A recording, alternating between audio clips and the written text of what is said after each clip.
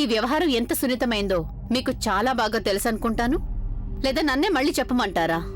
ఏమండి శ్రీవత్సవ్ గారు, ఒక్క విషయం నేను మీకు ఖచ్చితంగా చెప్పేస్తున్నాను. ఈ బాధ్యత నిర్వర్తించడంలో మీరు గనక విఫలం అయినట్టయితే దాని ఫలితం ఏమవుతుందో మీకంటే బాగా తెలిసిన వాళ్ళు ఎవరూ లేరు. అర్థమైందా?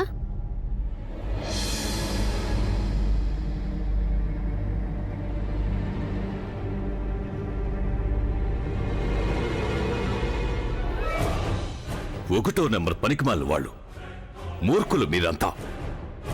అటు ఆ పిల్లని వెతకలేకపోయారు, ఇటు ఆ సీడీని కూడా చేజెక్కించుకోలేకపోయారు. సార్, మేము మా వల్ల అయిన అన్ని ప్రయత్నాలు చేస్తున్నాం. ఆసుపత్రి దగ్గర కూడా కాపలా పెట్టాం. ఒకసారి ఆ రిపోర్ట్కి స్పృహ వచ్చిందంటే ఆ సీడీ సంగతి తెలుసుకుంటాం మేము.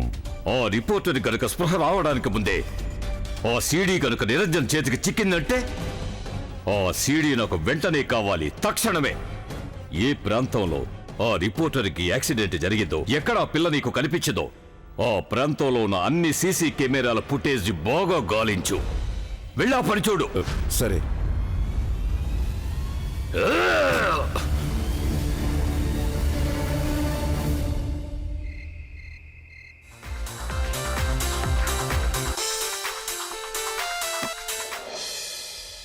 నా ల్యాప్టాప్ ఆఫ్ చేసేందుకు నీకేమైనా పిచ్చి పట్టిందా? పిచ్చెక్కింది నాకు కాదు, నీకు.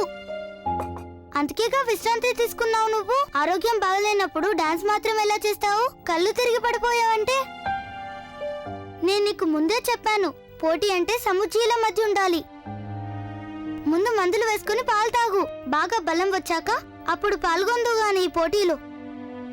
ముందే చెప్తున్నాను, నేను మంచం కూడా దిగనివ్వను తెలుసా? నన్నే బెదిరిస్తున్నావా నువ్వు? నువ్వు నా నానమ్మవా? నేనేం నానమ్మని కాదు, నేను నీ స్నేహితురాల్ని కదా. నువ్వు మెల్లిగా చెప్తే వినిపించుకోవుగా.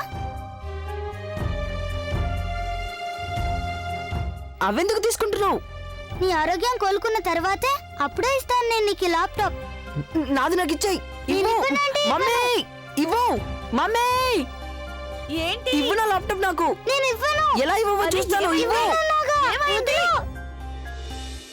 చూడు మమ్మీ, గంగ నా ల్యాప్టాప్ తీసేసుకుంది.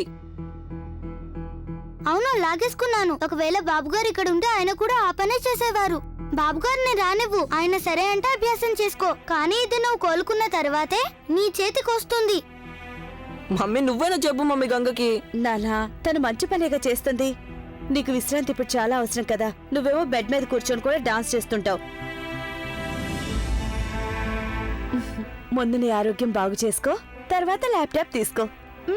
మందులు వేసుకో. వద్దు, నేను వేసుకోను. నాకు అది నచ్చదు. అది మందు, జిలేబీ కాదు. చేదుగా ఉన్నా సరే ఆ మందు వేసుకొని తినాల్సిందే. వేసుకోనంటే మానై, ఇలాగే ఇక్కడ పడుండు. అప్పుడేమవుతుంది? నువ్వు పోటీలో డాన్స్ చేయలేవు. అప్పుడు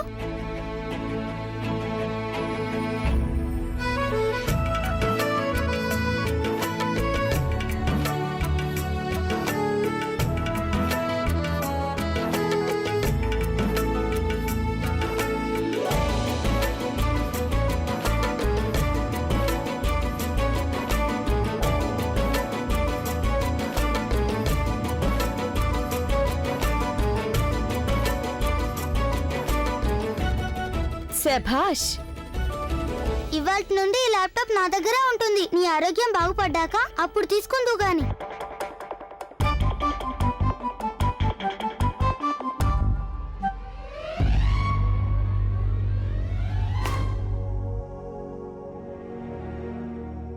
సాగర్, ఎందుకు నన్ను అంత కోపం?